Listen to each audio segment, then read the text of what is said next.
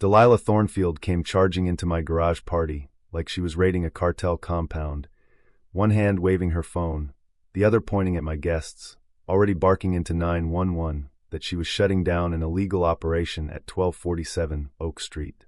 And I swear, you could feel the whole night stop breathing. 10 seconds earlier, 20 vintage cars were glowing under string lights, classic rock was rolling out of my speakers, kids were chasing fireflies between lawn chairs, and neighbors were laughing with barbecue sauce on their fingers while stuffing 20s into a scholarship jar for military kids.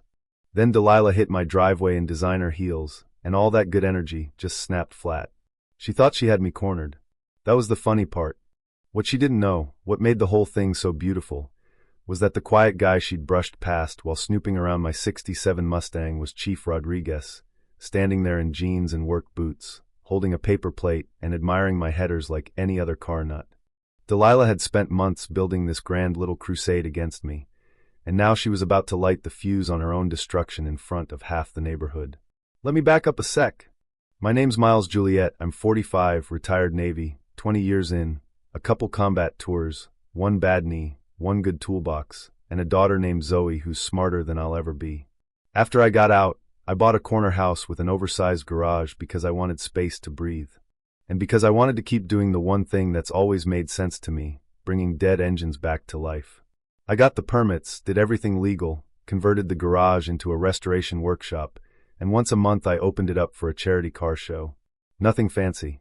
Just neighbors, old metal, burgers on a grill, some dumb jokes, and a scholarship fund for military kids trying to get through college. It became a thing, you know what I mean? People actually started talking to each other again. Kids learned what a carburetor was. Veterans swapped stories. Families came outside instead of hiding behind blinds and smartphones.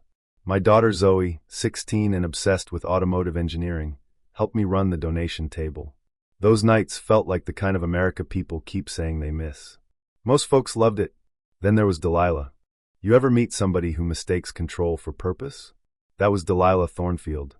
Early 50s, perfect hair, hard smile, white BMW, lived across the street in a bloated McMansion, and watched the block through those huge front windows like she was running perimeter security in a gated kingdom she personally founded. She was HOA president, and not the normal annoying kind either. I'm talking about the full neighborhood despot package, violation notices, surprise inspections, fake concern, that sweet little voice people use when they're trying to ruin your life politely.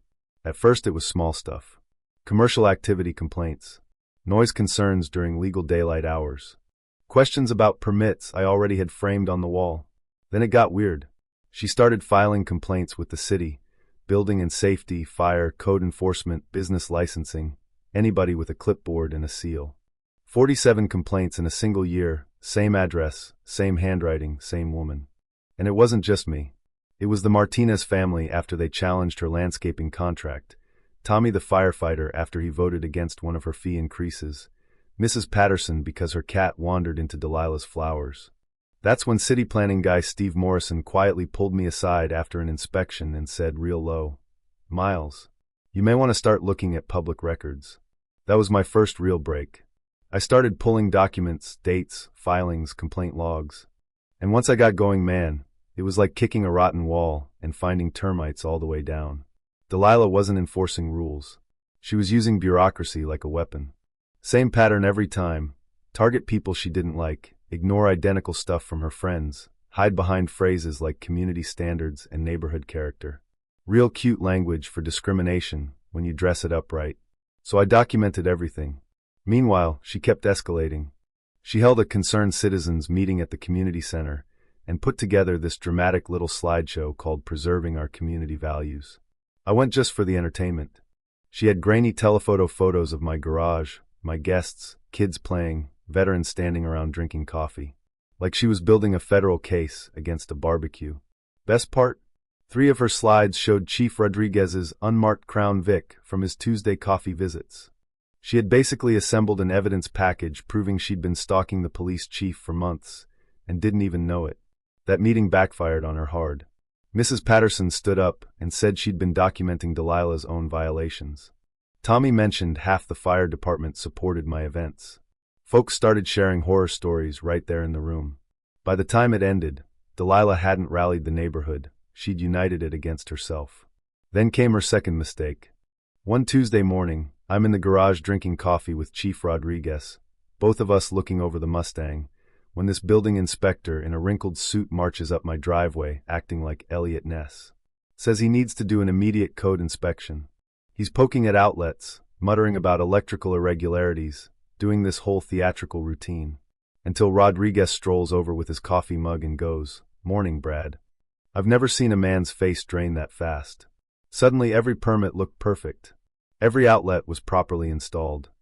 Every safety measure was excellent. Funny how that works. And while Brad was packing up, sweating through his shirt, he muttered to me that Delilah had offered referral bonuses through her real estate business if he found violations. Just flat out tried to buy an official problem for me. That gave me something better than anger. It gave me leverage. I filed an ethics complaint that same night. Now here's where the story gets good, because the twist didn't come from the cops or the city or me. It came from Mrs. Patterson, 72 years old, retired school treasurer, cat lady, cardigans, smelled like lavender and righteous fury. She knocked on my door one morning carrying a manila folder thick enough to stun a mule and sat down at my kitchen table like she was about to explain taxes to the devil. She'd requested HOA financial records. Turns out while Delilah was obsessing over my garage, she'd been skimming money off neighborhood contracts for years. Inflated invoices. No-bid contractors. Fake emergency repairs. Consulting fees routed to her real estate business. Tree work doubled. Pool maintenance billed for services never performed. Parking lot resurfacing way above market rate. Mrs. Patterson had bank records, invoices, transfer patterns, all of it. $52,000 missing, neatly hidden behind contractor fraud and kickbacks. I just sat there staring at the papers while the coffee went cold. That changed everything. Up to that point, I'd been defending myself. After that, I realized Delilah wasn't the hunter anymore. She was a woman sprinting around with gasoline on her shoes and a lighter in her pocket. We made a plan. The next charity event was already scheduled for Saturday night, the biggest one yet, meant to raise scholarship money, including for Zoe, who wanted to study automotive engineering. So instead of canceling or backing down, we leaned in. Mrs. Patterson prepared a clean, simple presentation of the HOA fraud. Tommy coordinated extra car owners. Sarah, a nurse practitioner down the street who had zero patience for bullies and a smile that could stop traffic, helped with invitations and logistics. Zoe went full digital warfare specialist.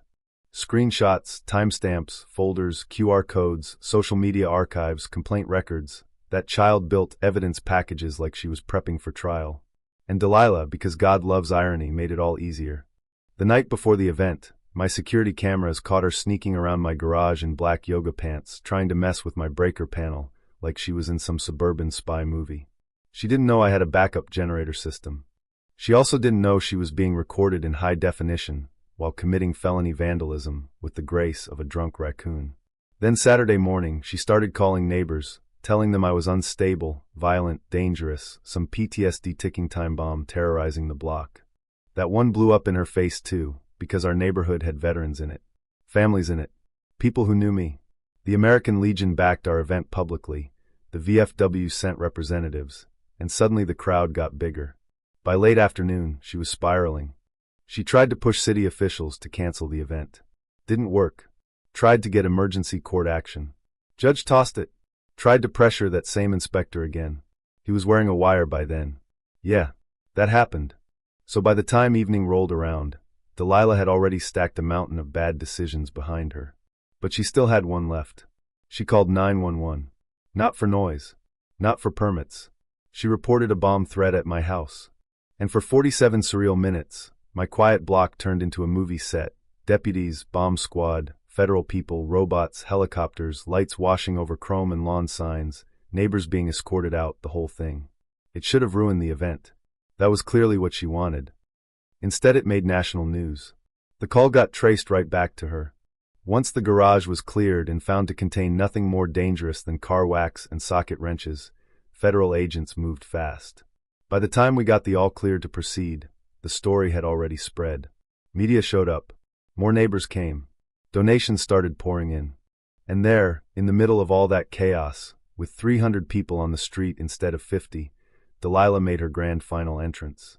She came storming across the road with a bullhorn, shouting that the event was illegal, demanding police, demanding action, practically foaming at the mouth while cameras rolled and every eye in the neighborhood turned toward her. Then Chief Rodriguez pulled off his charity event t-shirt and revealed the uniform underneath. I cannot describe that woman's face in a way that does justice to it. It was like watching somebody realize mid-sentence that the floor under them is actually a trapdoor. Her bullhorn slipped out of her hand and hit the pavement with this sad little clack. Rodriguez looked at her and said, calm as Sunday morning, "Ma'am, I am the police. This is a legally permitted charity event." And before she could recover, Mrs. Patterson stepped up to the microphone and, in the sweetest grandmother voice you ever heard, started explaining exactly how $52,000 had disappeared from HOA funds under Delilah's leadership. Poster boards, charts, bank transfers, contractor invoices. All of it lit up under TV lights while neighbors leaned in closer, and Delilah started shrieking that it was lies. Then the FBI agent stepped forward. Handcuffs came out. And right there in the same driveway she'd tried to shut down, Delilah Thornfield was arrested in front of the whole neighborhood. The sound I remember most isn't the yelling. It's the click of those cuffs. And then almost immediately after, the roar of 35 classic engines firing up like the block itself was laughing. We raised $47,000 that night. 3 months later, Delilah lost her real estate license, lost her HOA position, got hit with criminal charges, and the embezzlement case buried whatever was left of her little empire. Mrs. Patterson became HOA president and turned the place into an actual community instead of a petty dictatorship. Fees went down. Financial reports became public. The charity shows became official neighborhood tradition. Zoe got her scholarship. Sarah and I, well, somewhere between evidence folders and coffee in the garage, we became something real too. Funny how that works. Now every first Saturday, the driveway fills with cars, kids, smoke from the grill, old songs, veterans telling stories, neighbors acting like neighbors. The house Delilah used to rule from got sold to a retired Air Force couple who love barbecues and wave at everybody. The workshop funds scholarships and repairs cars for military families. Tuesday mornings, Rodriguez still stops by for coffee. Sometimes I stand in the garage doorway at sunset, look out at the street, and think about how hard one person worked to poison a place, and how spectacularly she failed. So here's my question. When somebody uses rules, status, and fake moral outrage to bully everybody around them, and karma finally comes knocking with paperwork, witnesses, and a set of federal cuffs, is that justice, revenge, or just consequences showing up on time? Tell me what you think, and tell me what you would have done if you were standing in my driveway that night.